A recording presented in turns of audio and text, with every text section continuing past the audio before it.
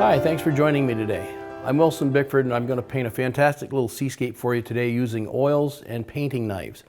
I like to paint with knives from time to time because it's a much looser, freer way of painting. It's more impressionistic and it's just fun in general.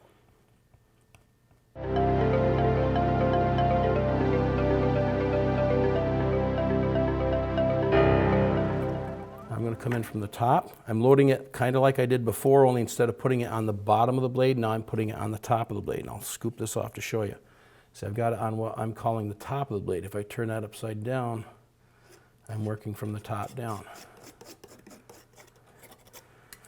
What you're going to find with knife painting, the trickier part of it is going to be the blending.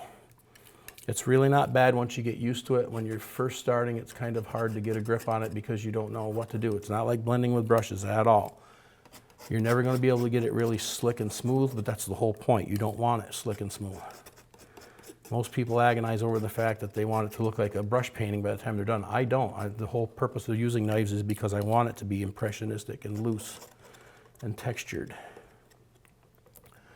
So I'm making sure I get all the little white flecks of canvas gone. Everything's covered up. And then I can start blending. I'm going to wipe the knife off.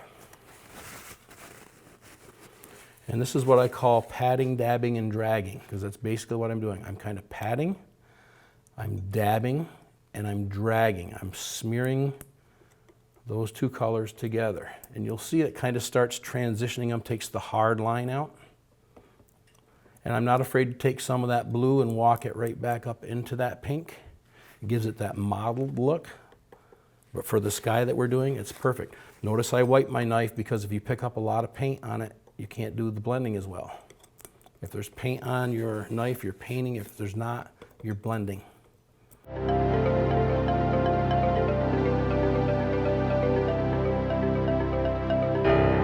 Okay, from there, I'm going to start adding some of my darker waves, and then I'll come back last and put the yellow in there.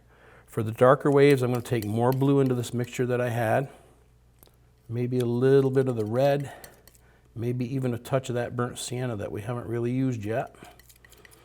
It's been sitting there waiting to get called into the game, sitting on the bench. Hey, burnt sienna, you're in the game, get in here. We're going to use it now. So I'm making a darker value. Now notice it's kind of a darker purpley gray. Again, I'm going to load this on the top of my blade, what I'm calling the top, because I'm going to turn it this way. And these are going to be like the curled up waves that are coming in towards the shore. Perspectively, as they get closer to this big wave and they're coming lower towards the canvas, they're getting closer to the viewer. I want them a little bigger, so I pull down a little more so it makes them taller from top to bottom, makes them appear bigger. That has to do with linear perspective.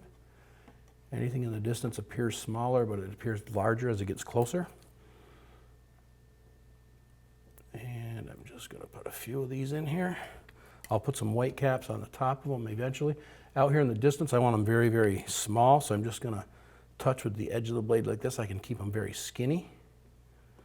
So see, the knife isn't really as hard to work with as most people think it is. Once people try this, people love these knife paintings in my classes. They're very popular.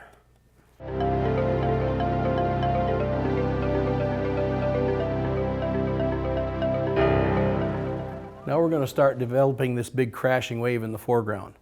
Like I said before, there are certain parts of a wave that we have to be concerned about. The eye is very, very important. That's going to be part of our focal point. This is known as the crest of the wave. This is the dump of the wave where it dumps over. So I'm going to base this in underneath here. I have to make sure I got a darker value here where it's shadowed underneath the foam, so when we apply the foam, that's going to show up. We'll have some foam down in here. We're going to pay attention to the shapes. So like I've said all along, sometimes you got to put the paint on first and then you influence it. So right now I'm just putting paint on. And I don't care if it stays the same value. It's water. You're going to have many different facets and angles where the water turns differently and the light hits it differently. So see, I'm mixing up more paint as I'm talking. And I'm not really caring if I get the exact same shade of blue, because I'm going to have a lot of other different colors in here. Once you know the anatomy of this, it's actually not that difficult. And see, I've done them just long enough. I'm using this painting over here to the side as a reference, but you'll notice I kind of drew the outline on here with a marker. Once you do it a few times, you can just literally draw it out of your head and do it by rote. Okay, now I'm going to start bringing this down and around. And I'm doing that patting, dragging, dabbing motion that we talked about way back when I did the sky. Do you remember that? I'm just kind of dabbing, dragging. I am concerned with the flow of this. No pun intended, since it's water, but it does have a flow to it.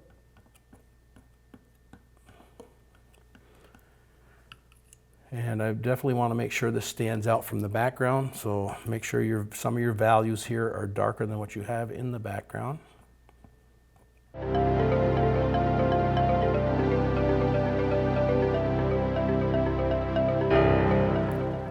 And then from here is where we get to have the fun with it. I just kind of pat it on here. Now be aware, we're going to come back and add highlight, some pure white to this, which is really going to make this pop. And this is a strong horizontal element. I want to break it with a strong vertical. That's going to give me more depth. It's an overlap. Every time you have an overlap on your canvas, it gives you more depth and dimension, because all we're trying to do here is to get depth on a flat surface where we don't have any depth. Artists are nothing more than glorified magicians. You're trying to create an optical illusion. I'm going to go a little bit lighter with that. Now that I'm getting up against my sky, it's kind of competing, so I'm adding a little more white into that, just so it shows up. I want some contrast. The white that I put on later is going to really make it stand out more. I say I want this to be really splashy.